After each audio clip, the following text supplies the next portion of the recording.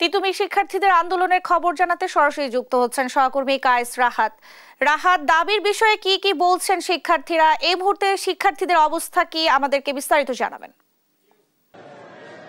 ধন্যবাদ ন্যান্সি। আছি তিতুমিরের সামনে এবং যেমনটি জানেন যে গেল বুধবার থেকে তিতুমিরের শিক্ষার্থীদের যে আন্দোলন, সেই আন্দোলনটি কিন্তু এখনো চলমান রয়েছে। তাদের যে আমরণ অনশন সেটি এখনো ঠিক আগের মতোই চলমান রয়েছে। এর মাঝে বেশ কয়েকটি যে ঘটনা ঘটে গিয়েছে সেটি হচ্ছে যে শিক্ষা মন্ত্রণালয় থেকে একটি বিবৃতি দেওয়া হয়েছিল যে 7 কলেজের জন্য যেই প্রক্রিয়া তারা করছেন সেখানে তিতুমিরকে একটি বিশেষভাবে নজরে দেখার কথা তারা বলেছিলেন। কিন্তু সেই যে বিবৃতিটি সেটি কিন্তু তিতুমিরের শিক্ষার্থীরা এখানে সন্ধ্যা হওয়ার সময় যেটি বলেছেন যে তারা সেই বিবৃতিটি প্রত্যাখ্যান করছেন। এবং আমরা বিকেল থেকে এসে এখানে যেটি দেখতে পেয়েছি সেটি হচ্ছে যে এর আগে যেমন আন্দোলন চলছিল, বিকেলের দিকে তারা এই তিতুমির কলেজের মূল যে ফটকটি রয়েছে এই মূল ফটক থেকে তারা আমতলী হয়ে মহাখালীর দিকে একটি মিছিল নিয়ে তারা সেদিকে গিয়েছিল এবং তারা তাদের যে স্লোগান সেই স্লোগানগুলো দিতে দিতে তারা ওইদিকে গিয়েছে এবং সেখানে বেশ কিছুক্ষণ অবস্থানের পর তারা আবার ওইখান থেকে ফেরত চলে আসে।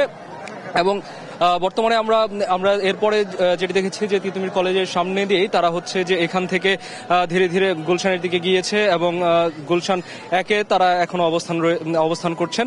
কিন্তু যদিও গুলশান ব্লকেট করা হবে কি না সেটি নিয়ে কিন্তু এখনো তেমন কোনো তথ্য তাদের কাছ থেকে জানা যায়নি এবং পরবর্তীতে তাদের এক্ষেত্রে কি হবে বা আন্দোলনের কঠোরতা কতটুকু বৃদ্ধি হবে সেটি এখনো তারা সেভাবে স্পষ্ট না করলেও বলছেন যে আন্দোলনটি চলছে সেটি এইভাবেই চলমান থাকবে।